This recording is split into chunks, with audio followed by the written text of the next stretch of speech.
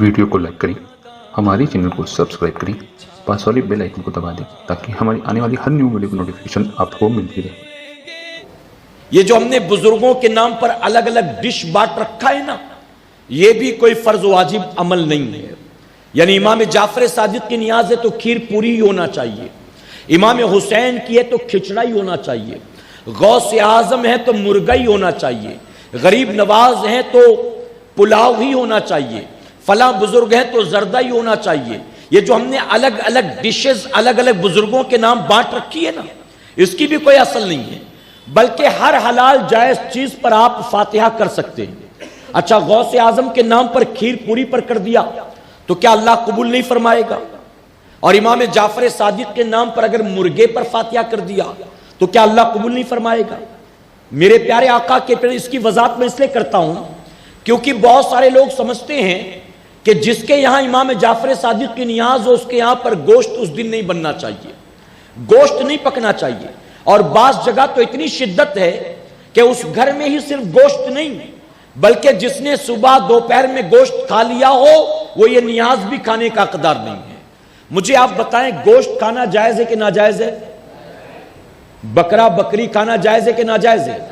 مرغا مرغی کھانا جائز ہے کہ ناجائز ہے؟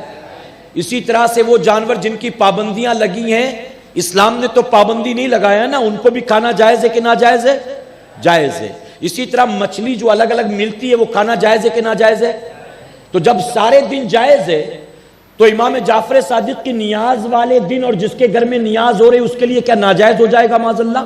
نہیں، بلکہ میرے آقا صلی اللہ علیہ وسلم نے گوشت کھایا ہے، اس کو پسند فرمایا ہے اور اسے سید الطعام فرمایا ہے، یعنی تمام کھانوں کا سردار۔ میرے پیارے آقا کے پیروانوں، امام حسین کے نام پر کھچڑا جب پکتا ہے تو اس میں گوشت ہوتا ہے، تب کوئی کبات نہیں ہے۔ اسی طرح سے مولا کائنات کے نام جب نیاز ہوتی ہے اس میں بھی پلاؤ بنتا ہے تو کوئی مسئلہ نہیں ہے۔ حضور صلی اللہ علیہ وسلم کے نام پر جب ہم نیاز کرتے ہیں، ہم جب نیاز کرتے 12ویں شریف میں تو اس میں بھی کوئی پکڑ نہیں، چاہے جو بھی بنا سکتے ہو، لیکن یہاں پر بالکل لازم کر دیا گیا کہ جن کے یہاں نیاز ہو امام جعفر صادق کی وہاں گوشت بالکل نہیں بننا چاہیے۔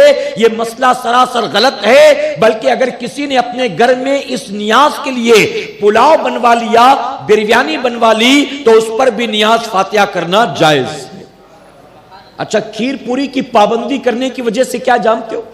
جو آدمی بیچارہ 2-3 ہزار روپے نہیں کر سکتا ہے جمع، پھر وہ نیاز ہی نہیں کرتا ہے، وہ نیاز ہی نہیں کرتا۔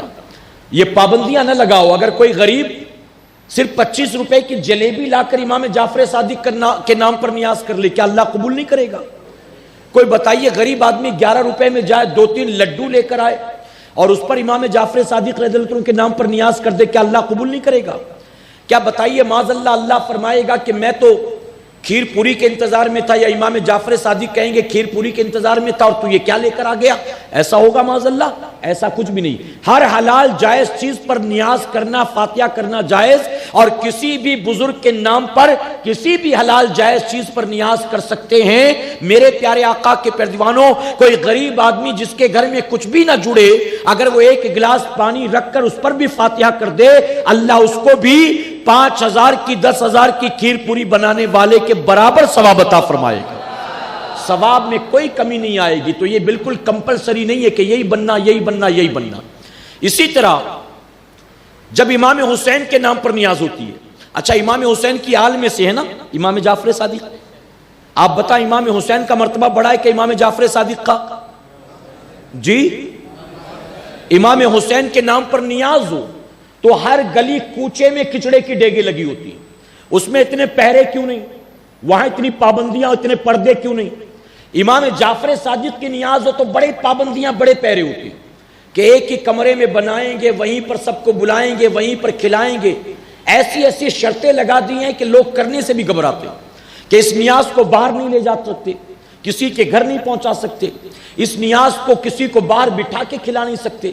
عجیب المیہ ہے۔ جہاں نیاز تیار ہوتی ہے کچن میں، وہیں پر لے جا کر کھلاتے ہیں لوگوں کو۔ دوست بھی وہیں آ رہا ہے، پڑوسی بھی وہیں آ رہا ہے، کزن بھی وہیں آ رہا، پارٹنر بھی وہیں آ رہا، نوکر بھی وہیں آ رہا، سب وہیں آ کر کھا رہے ہیں۔ بیوی بھی میری وہیں بیٹھی ہے، 18 سال کی بیٹی بھی وہیں بیٹھی ہے، 23 سال کی بہن بھی وہیں بیٹھی ہے۔ 60 साल की अम्मी भी वहीं बैठी है। मैं पूछता हूं, अल्लाह ने कुरान मुकद्दस में पर्दे की आयतें खीर पूरी के लिए नाजिल फरमाया या हमारी माओ बहनों और बेटियों के लिए नाजिल फरमाया है? बेटी बेपर्दा, बीवी बेपर्दा, अम्मी बेपर्दा, और खीर पूरी पर इतना पर्दा, इतना पर्दा। अच्छा, खीर पूरी चौराहे पर रख दो तो कयामत में अल्लाह हिसाब लेगा? बीवी चौराहे पर बिना दुपट्टे के घूमेगी तो अल्लाह कयामत में हिसाब लेगा। तो दोस्त के सामने बीवी को बिठा दिया, बेटी को बिठा दिया, बहन को बिठा दिया और समझा कि खीर पूरी को हमने पर्दे में रख दिया। यह गलत है। मेरे प्यारे आका के प्यारे दीवानों, घर की औरतों को पर्दे में रखें और खीर पूरी मेहमानों को बाहर बिठाकर खिलाएं, और जो ना आ सके उनके घर भी पहुंचाए, कोई मसला नहीं है। इमाम हुसैन के नाम का खिचड़ा बनता है डेगों में और लोग पतीली में भर भर कर घर घर पहुंचाते हैं। देखा है आपने? हुजूर सल्लल्लाहु अलैहि वसल्लम के नाम पर हलवा बनता है शब बारात में और लोग घर घर तक पहुंचाते कि शब बारात का हलवा है। तो वहां ये सारी चीजें जायज, यहां इतनी पाबंदियां क्यों? और ये पाबंदियां आई कहां से? किसी बुजुर्ग ने कहा, किसी किताब में लिखा है? इमाम जाफर सादिक ने वसीयत फरमाई, कहां से लेकर आए हम और आप? ये दरअसल शियाओं की पैदा करदा रस्में, चूंकि उन्होंने ये मामला सारा चोरी का किया था, इसलिए खिलाया पिलाया भी चोरी छुपे। वहीं खाओ, उंगलियां चाटो, वहीं हाथ दो बर्तन में, यहां तक कि बाहर हाथ भी न दो कि किसी को कानों कान खबर ना हो, और हम भी उसी को पकड़े हुए हैं। मेरे प्यारे आका के प्यारे दीवानों, आप नियाज खाने के बाद उंगली साफ करके वॉश बेसिन में धो लें, कोई पकड़ नहीं होना। मोरी में धो लें, कोई पकड़ नहीं होना। घर के बाहर बहती नाली में धो लें, कोई पकड़ नहीं होना। लेकिन एक बर्तन में धोएं। मैं कहता हूं ये पाबंदी क्यों? खिचड़ा खाते हो तो उसमें हाथ धोने की पाबंदी क्यों नहीं है? तो ये सारी गलत रस्में इसको खत्म करें, कहे इंशाअल्लाह। इसी तरह से मेरे प्यारे आका अलैहिस्सलातु तस्लीम के प्यारे दीवानों, इस नियाज में एक चीज और भी कि ये नियाज मिट्टी ही के बर्तन में करनी चाहिए, इसलिए मशहूर हो गई ये नियाज कुंडे की नियाज के नाम से। क्या नाम है इसका? मैं बार बार कहता हूं कि मेरे भाई इसको इमाम जाफर सादिक की नियाज कहा करो, कुंडे की नियाज नहीं। कुंडे किसी बुजुर्ग का नाम है। अच्छा, जब खिचड़ा बनता है तो क्या कहते हो? ये इमाम हुसैन के नाम का खिचड़ा है। तब ये तो नहीं कहते ये डेग की नियाज है। शरबत बनता है तो कहते हो ये ड्रम की नियाज है। अगर भटियारा पुलाव बनाकर लेकर आए गौसे आजम के नाम पर, कहते हो ये पतीली की नियाज है। ये कहते हो तुम यहां बर्तन क्यों? वहां बर्तन नहीं, वहां बुजुर्गों के नाम लिए जाते हैं, यहां पर बर्तन। तो कुंडे की नियाज नहीं कहना, इमाम जाफर सादिक की नियाज कहना है। अच्छा, कोई दिन में 100 बार कुंडे कुंडे कुंडे कर ले, कोई सवाब मिलेगा? और 100 बार इमाम जाफर सादिक, इमाम जाफर सादिक, इमाम जाफर सादिक कह दो, सवाब मिलेगा कि नहीं मिलेगा? तो कुंडे की नियाज ना कहे, इमाम जाफर सादिक की नियाज कहे। हां, मिट्टी के बर्तन बआसानी मिल जाएं तो बहुत अच्छा, कि मिट्टी के बर्तन इस्तेमाल करना तमाम अंबिया की सुन्नत है।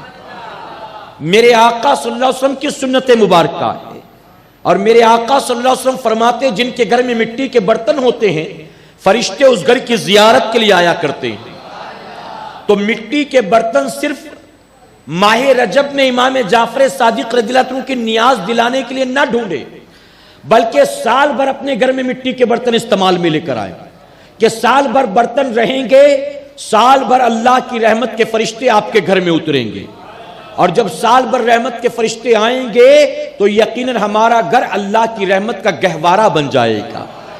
लेकिन हमारा अजीब मामला है, हम नियाज के लिए लाते हैं और नियाज होने के बाद उसको ठंडा कर देते हैं। नियाज होने के बाद ठंडा कर देते। मेरे भाई, ये कहां लिखा हो बताइए? अच्छा, लोग ठंडा करने के लिए क्या करते? दरिया में ले जाकर डालते हैं। मैं कहता हूं ये मिट्टी का बर्तन इतना गर्म हो गया कि इसको दरिया में डालना पड़ा, तो डेगे सारी उठाकर खिचड़े की दरिया में क्यों नहीं डालते हो? सारे शरबत के ड्रम भी दरिया में डाल देने चाहिए, वो तो ज्यादा गर्म हो जाते हैं ना। डेगे तो ज्यादा गर्म होती होंगी मिट्टी के बर्तन के मुकाबले। मेरे प्यारे आका अलैहिस्सलातु तस्लीम के प्यारे दीवानों, तो यह भी गलत तरीका, इसका शुमार इसराफ में, फिजूल खर्ची में। और फरमाया मेरे आका सल्लल्लाहु अलैहि वसल्लम ने कि फिजूल खर्ची करने वाला शैतान का भाई है। तो हम और आप 250, 300, 400, 500 के बर्तन लेकर आए मिट्टी के, एक दिन नियाज कराई तो बड़ा संभाला, और उसके बाद नियाज होते ही रातों रात उसको ठंडा कर दिया। ये गलत है, इससे बचें। क्या इंशाअल्लाह नियाज होने के बाद ان برتنوں کو روزمرہ کی زندگی میں بھی استعمال میں لا سکتے ہیں. آج جس میں کھیر رکھا تھا کل اسی برتن میں دال بھی رکھ سکتے ہو, کل اسی برتن میں سالن بھی رکھ سکتے ہو. آج جس برتن میں پوریاں رکھی تھی کل اسی برتن میں روٹیاں بھی رکھ سکتے ہو. تو کوئی ممانعت نہیں ہے بلکہ فائدہ ہے. اور جانتے کتنا فائدہ؟ رحمت کے فرشتے اتریں گے. اور ایک سائنس دان کہتا ہے, اس کی ریسرچ کے مطابق وہ کہتا ہے آج جو کینسر کی بیماری تیزی سے پھیلتی ہے اس کی سب سے بڑی وجہ یہ ہے کہ روزمرہ کی زندگی میں ہم نے اور آپ نے پلاسٹک کا استعمال زیادہ شروع کر دیا ہے. دودھ کا پیکٹ بھی پلاسٹک کا. کل تک آپ ہیئر آئل بھی لیتے تھے تو بوتل کانچ کی ہوتی تھی, اب وہ بھی پلاسٹک کی. کل تک بام بھی خریدتے تھے تو بوتل کانچ کی ہوتی تھی, اب وہ بھی پلاسٹک کی. تو اسی طرح سے ساری چیزیں پلاسٹک کی. آپ شادی بیاہ میں جائیں تو پانی پینے کا گلاس پلاسٹک کا, ہوٹل میں چائے پیئیں تو گلاس پلاسٹک کا, کھانا کھائیں تو پلیٹ تھرموکول کا. تو میرے پیارے آقا کے پیروانوں, وہ سائنٹسٹ کہتا ہے کینسر کا مرض بڑھنے کی وجہ یہ ہے روزمرہ کی زندگی میں ہم نے پلاسٹک استعمال زیادہ شروع کر دیا. اور آگے لکھتا ہے جو ہمیشہ مٹی کے برتن میں کھائیں گے ان کو کبھی کینسر کی بیماری نہیں ہوگی. اس نے یہ نہیں لکھا سال میں ایک بار جو کھا لیں گے اس کو نہیں ہوگی, بلکہ ہمیشہ جو کھائیں گے. تو اب ہمیشہ استعمال میں لاؤ گے تو فائدہ ہوگا نا. رحمت کے فرشتے بھی اتریں گے, اللہ صحت بھی عطا فرمائے گا. تو اس کو ٹھنڈا نہیں کرنا ہے کہ انشاءاللہ. اور اگر استعمال میں نہ لائیں, میرا مشورہ, اگر استعمال میں نہ لائیں تو گھر میں رکھ دیں. ہر نیاز کے لیے یہی برتن نکال لیا کریں. کم سے کم اسی بہانے مٹی کے برتن گھر میں ہوں گے تو صحیح. اللہ کی رحمت کے فرشتے تو اتریں گے.